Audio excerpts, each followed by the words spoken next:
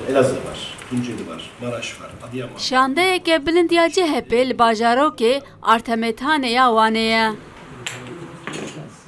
Cîgirê serokê CHP roja çardê îlonê li hoteleke vî bajarokê bo rojnamevanan axivî got. Pirsa Kurd pirsa temamê Tirkiyeyê ye û bi awayekî zelal û demokratîk ew ê li parlamentoyê çareser bikin. Tunceli var, Maraş var, Adıyaman var, Urfa var.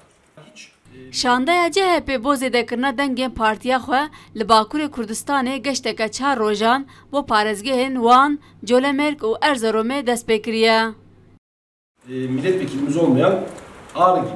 Em li wan parêzgehên ku parlamentarên me nînin wek Agirî, Erzerom, Idir, Wan û Amedê kar dikin ku hemû jî parêzgehên me zinin. Büyük şehir olan metropol iller de var.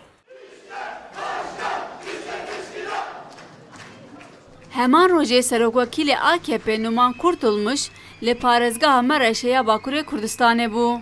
Di civîna rêxistina partiya xwe de amaje bûyekê da ku AKP demokrat û reformxwaz e û êrişî ser opozisyonê kir.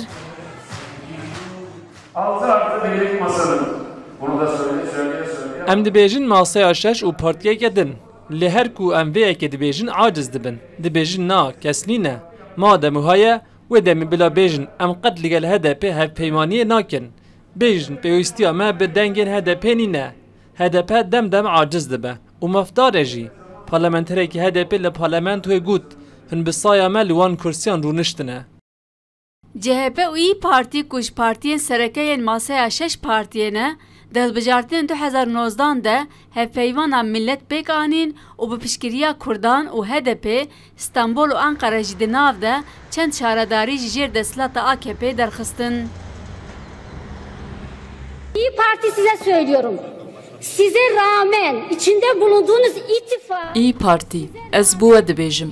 Li gel hebûna we ya hevpeymanê, HDP û ew kesên dilsozên PKK dengê xwe danawe. Niha hûn bi dengê HDP li ser wan kursiyan rûniştine. Bandora dengên HDP li ser wê hevpeymaniya ku we li gel CHP kiriye jî heye. Îca niha hûn çi dibêjin bû me? HDP'nin oylarının etkisi vardır. Ne diyeceksiniz şimdi buna? Bi nêzîkbûna dema hilbijartinên giştiyên Tirkiyeyê ku biryara hezîrana 2023 bên kirin, siyasetvanên partiyên desthilat û opozisyonê berê xwe dane parêzgehên Bakurê Kurdistanê. Ji bo di wê hilbijartina bê de karta Kurdan bi kar bînin, hewlên xwe zêdekirine. Lê ne diyar e hilbijêrên Kurd vê carê hevsengiya siyasî ya li Tirkiye bi kîjan aliyê ve biguherînin.